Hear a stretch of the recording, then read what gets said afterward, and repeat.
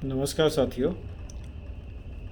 आज हम बात करेंगे किसी भी स्थिति में, किसी भी परिवार में होने वाली बुरी से बुरी स्थिति के लिए क्या हम प्रिपेयर्ड हैं। जैसे कि मान लो किसी को घर में, किसी के परिवारजन को सांस की परेशानी हो जाती है, छाती में दर्द होने लगता है, या वर्स्ट केस में कार्डियक अरेस्ट जैसी स्थिति हो जाती है, यानी कि हार्ट अटैक जैसी स्थिति हो जाती है, दिल की धड़कन थम जाती है। तो ऐसी स्थिति में हमें क्या करना चाहिए? क्या इस चीज़ के लिए हम प्रिपेयर्ड हैं? क्या हमें इस संबंधित पर्याप्त ज्ञान है? अगर नहीं है तो क्या हम उसके लिए कोई प्रयास करते हैं? और वो ज्ञान हमें कहाँ से मिल सकता है? इसके लिए हमने कभी कोशिश की है?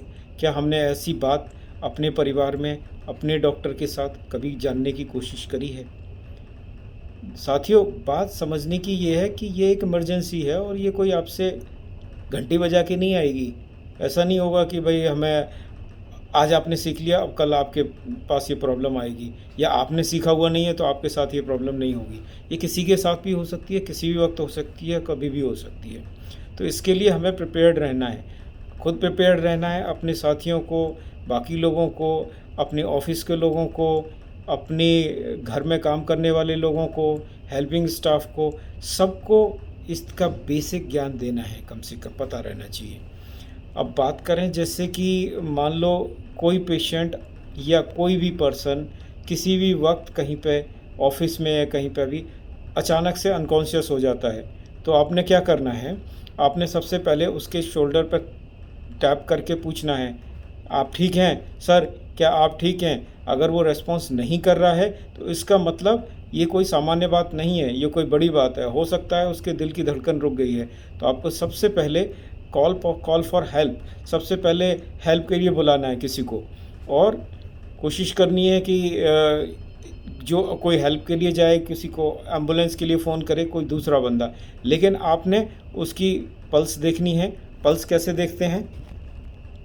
पल्स जैसे हमें यहाँ ये गर्दन में आप ऐसे हाथ करेंगे और इस जगह अपना भी देखें तो आपको ऐसे पल्स महसूस होगी।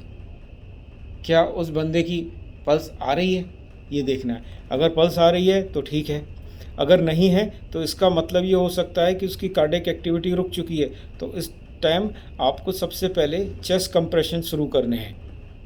ये बेसिकली आप उस व्यक्ति की जान बचा सकते हैं जब तक कि आपके पास हेल्प आए।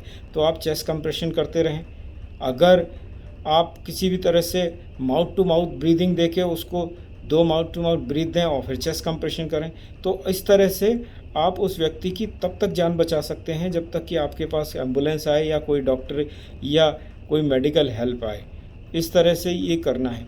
ये चीज़ आपको अपने परिवार के आसपास के, ऑफिस के सभी लोगों को बतानी है। और इसके लिए आप ये भी कर सकते हैं कि जो इंटरनेट, यूट्यूब में ACLS, BLS के कोर्सेज़ होते हैं उसको देख सकते हैं। सब जगह अवेलेबल हैं, लेकिन हम कभी देखते नहीं, क्योंकि हमें ये लगता है ना कि जब इमरजेंसी आएगी तो हमसे पूछ के आएगी, हमें ये पता चलेगा कि भाई आज हमने यूट्यूब वीडियो देख लिया है, हम प्रिपेयर हो गए, तभी आएगी, उससे पहले तो कोई इमरजेंसी आएगी नहीं।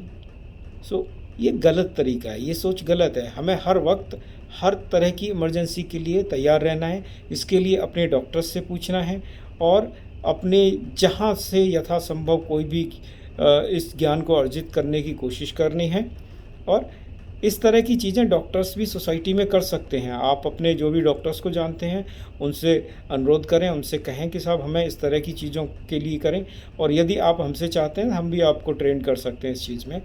आप बताएं कि क्या इस तरह की चीज़ अच्छी होगी, क्या इस तरह की चीज़ करनी चाहिए, तो कमेंट में डालें आप जो, और उसको बताएं कि किस तरह से है।